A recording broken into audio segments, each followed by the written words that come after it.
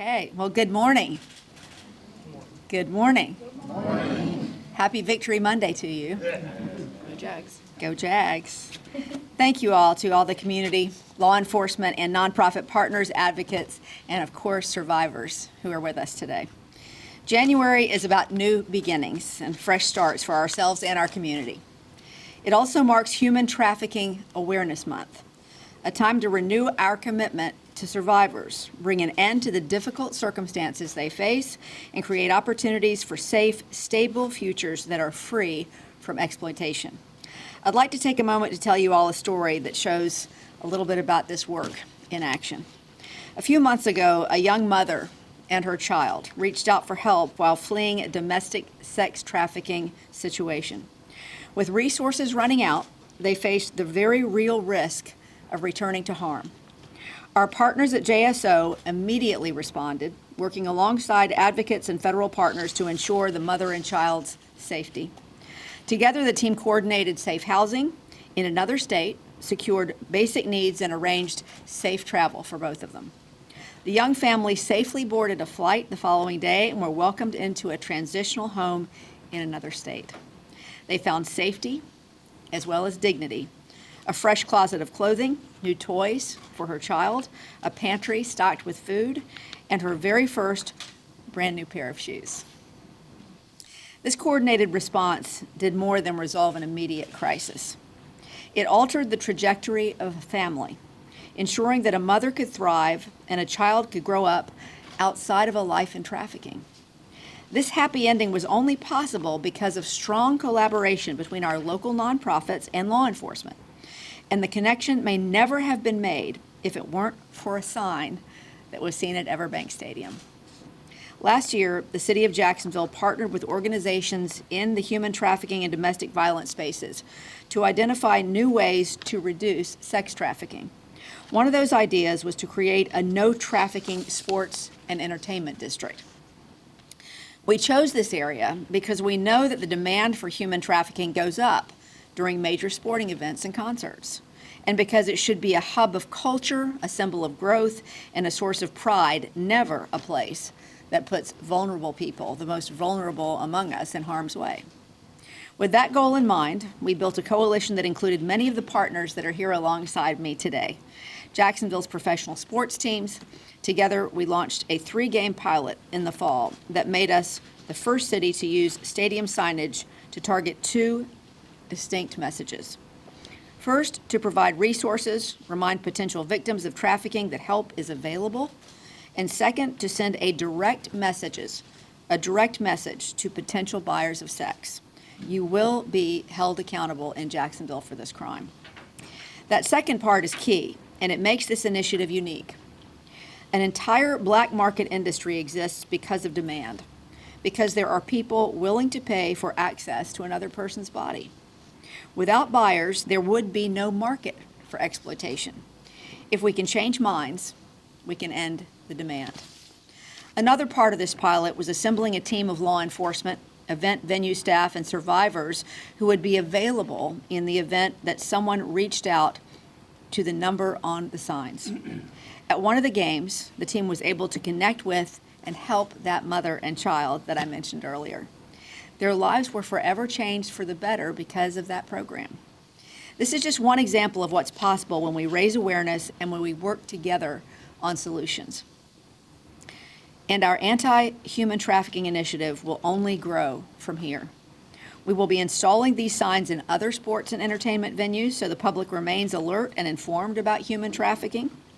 And lastly, we are exploring more staff training to identify potential trafficking situations and working to create a hospital partner where victims can go for immediate medical support. We're making progress, but of course this work is far from over. We're really just getting started here. We dedicate ourselves to a vision where every survivor is safe, able to thrive, and supported on the path to healing. We cannot and we will not tolerate trafficking in our community ever. To every survivor out there, we see you, we hear you, and we love you. Your strength is our inspiration. To every person who is suffering in silence, you are not alone and help is available for you.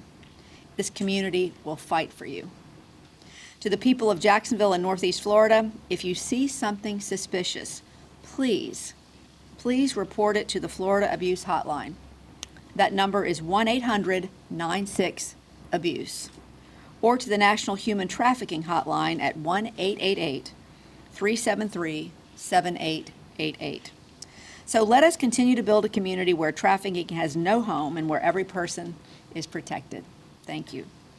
And next, we're going to hear from Chief Shell, JSO's Chief of Homeland Security, on how they support survivors and deliver justice. Thank you, Mayor. So good morning. I'm Mike Shell. I'm the Chief of Homeland Security at the Jacksonville Sheriff's Office. On behalf of Sheriff T.K. Waters, it's an honor to speak regarding JSO's participation in the Intercept Task Force. I want to begin by thanking our partners with whom we would not be able to do this important work of rescuing victims of child exploitation and human trafficking. Child exploitation is an insidious criminal poison that victimizes some of the most vulnerable members of our community. Technology has given us many tools to live our lives more fully. Unfortunately, it's also given new predators new avenues to victimize children. We gather here today to collectively reaffirm our commitment to ending child exploitation and human trafficking. These are hidden crimes so well veiled that you may have seen indicators of them and simply not know. The Intercept Task Force brings together dedicated and specialized detectives who use cutting-edge technologies and investigative best practices to rescue victimized children. The partnerships built through the Intercept Task Force allow detectives to effectively conduct investigations in the complex, hidden, and dangerous world in which child exploitation and human trafficking flourishes. On behalf of Sheriff Waters and the men and women of JSO, I want to close by reaffirming our commitment to the Intercept Task Force and ending child exploitation and human trafficking in all forms. Thank you for being here, and thank you again to our Intercept Task Force partners. And now we're going to hear from State Attorney Melissa Nelson. Good morning. It's a privilege to be here today alongside so many law enforcement and community partners focusing on an issue that is of such importance as this. Each January, as Mayor Deegan said, we come together to raise awareness about the very real signs and dangers of human trafficking. And when you look around this room, you see the strength of that effort. Law enforcement, nonprofit organizations, community partners, and survivors all working toward the same goal. Everyone here plays a role. That collaboration made a real difference in a case resolved last year. Ulysses Dixon, then just 29 years old, controlled multiple women and forced them to perform sex acts for money. He posted advertisements on social media, and when calls came in, his victims were made to arrange dates, perform acts against their will, and turn over money to him. They were not free to leave. An operation by the Jacksonville Sheriff's Office brought the abuse to light, and our office, the State Attorney's Office, worked closely with investigators to ensure the evidence was carefully developed and the victims' voices heard. One victim told a detective, "You have to help me get out of this." Our prosecutors reviewed the evidence, worked with law enforcement and victim advocacy partners, and held Dixon accountable in court. Investigators learned he used physical violence and even a taser to punish victims who did not comply with his commands and controlled them through drugs, a common tactic traffickers use to maintain power and fear. These women were terrified for their lives. Because of that thorough work, Dixon ultimately pled guilty to 2 counts of human trafficking and was sentenced last year to 15 years in Florida State Prison. I share this case because it really reflects what accountability looks like when law enforcement, prosecutors, and community partners work together. But it also underscores that the work does not end with a conviction. Supporting survivors and preventing future exploitation requires continued vigilance, coordination, and trust, and like the work done here at Intercept. So personally, thank you to each of you for the work you do, and thank you to our community members for speaking up and reporting these crimes. With that, I'll invite our friend to the south, Sheriff Hardwick.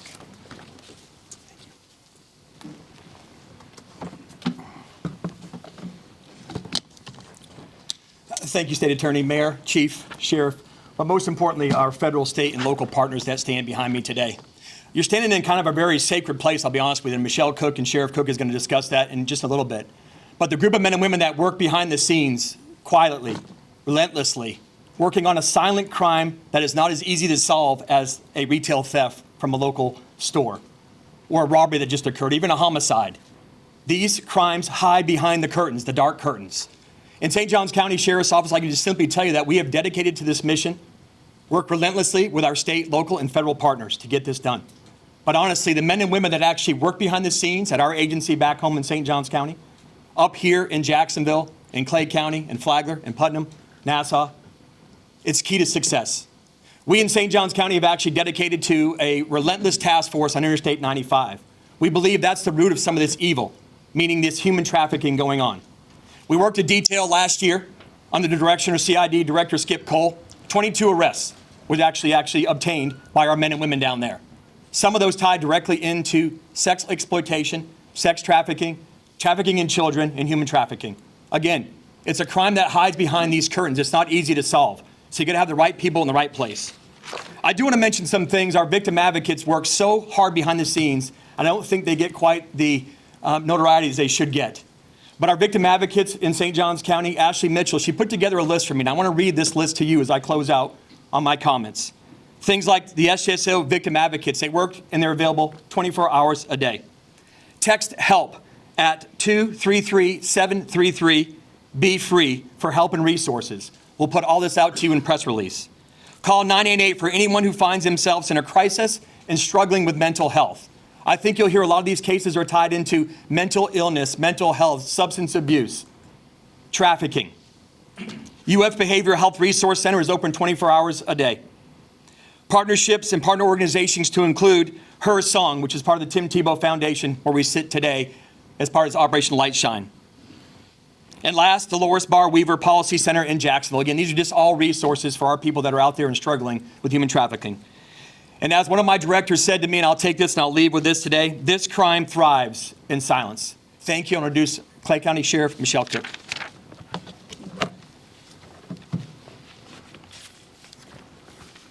Thank you. I want to, the cameras can't obviously see all the people that are standing behind you and beside you. There's probably over 100 people in this room right now representing law enforcement, non-governmentals, your advocacy groups, your nonprofits. This is just amazing. I think about, a couple of years ago when we first brought the Intercept concept to life, and to see this many people standing in the room right now is amazing and overwhelming. But I want to talk to you right now about the law enforcement agencies that have representation here in this building that fight this crime every day. Because what we have discovered is that when we partner together on this sort of crime, we do so much better at apprehending the bad guys and rescuing the victims. So working out of this building are members of the Clay County Sheriff's Office, the Jacksonville Sheriff's Office, the St. Johns County Sheriff's Office, Nassau County Sheriff's Office, Flagler County Sheriff's Office, Putnam County Sheriff's Office, the U.S. Attorney's Middle District Office, HSI Jacksonville. Our local state attorney, Ms. Nelson, just recently assigned an attorney to work out of this office with our detectives, the Florida Department of Law Enforcement, and the Secret Service, all with one mission, and that is to fight child exploitation and human trafficking. Human trafficking is a serious and often hidden crime that's been said a few times today, and it frequently goes unnoticed, which is why it's important for the public to understand what it can look like here in our own community. Human trafficking does not always look the same. In some cases, it can be involved forced labor, it can be exploitation, it's control, and in some cases, it starts out and appears to be a normal relationship or a romantic connection, but becomes dangerous when manipulation, coercion, and exploitation become a part of that relationship.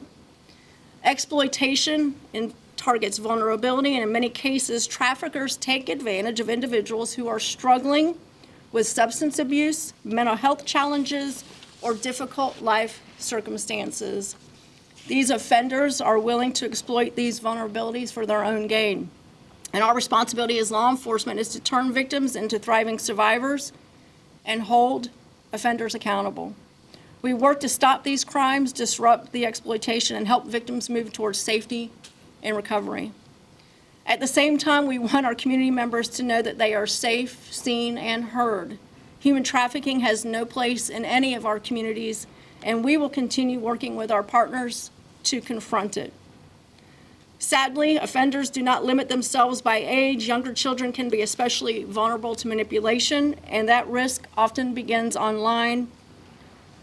I urge, this whole team urges parents, please be engaged with what your children are doing online and what social media and gaming platforms they are using.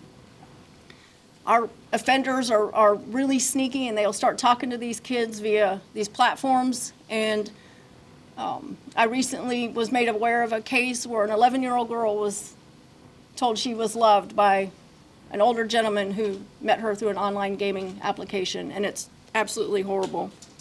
The Northeast Florida Intercept Task Force has remained committed to fighting trafficking and exploitation since it was created nearly 3 years ago. In that time frame, here's some numbers. In that time frame, we have worked over 1,600 cases, 17 of those specifically brought up on charges of human trafficking, but the rest are all related to exploitation and child sexual assault material.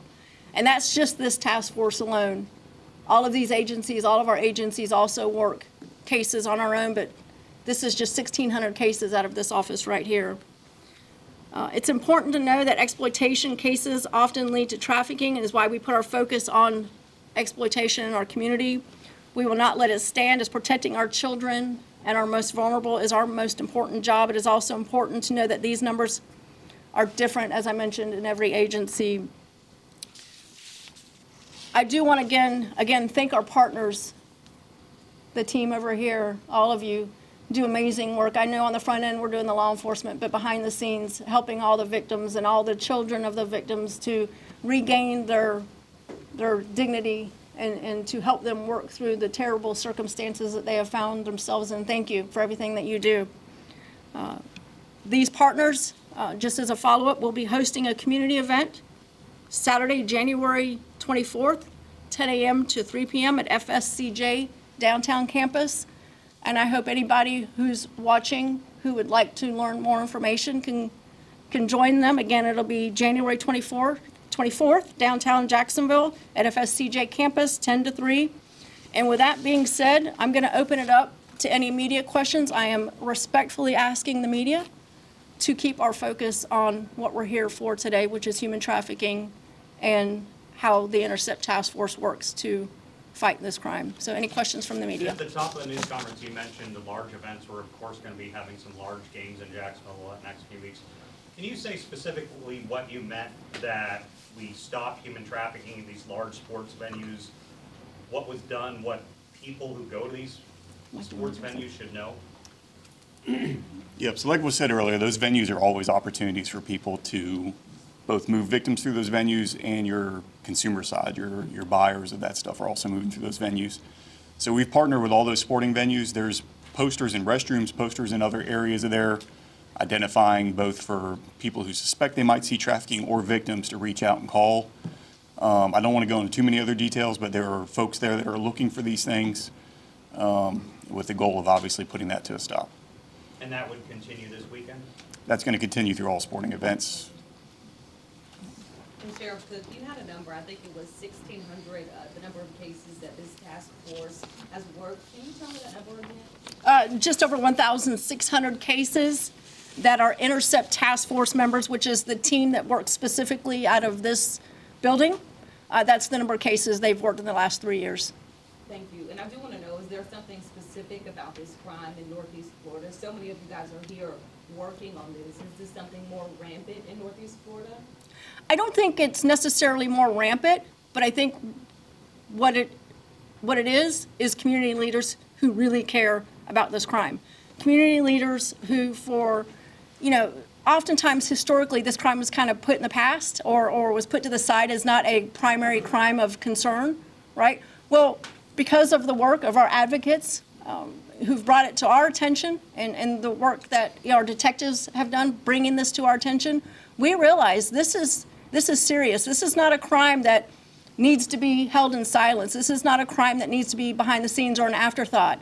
We care that much about our members of our community who are the most vulnerable, who are the ones that are typically victimized when it comes to child sex trafficking and human trafficking.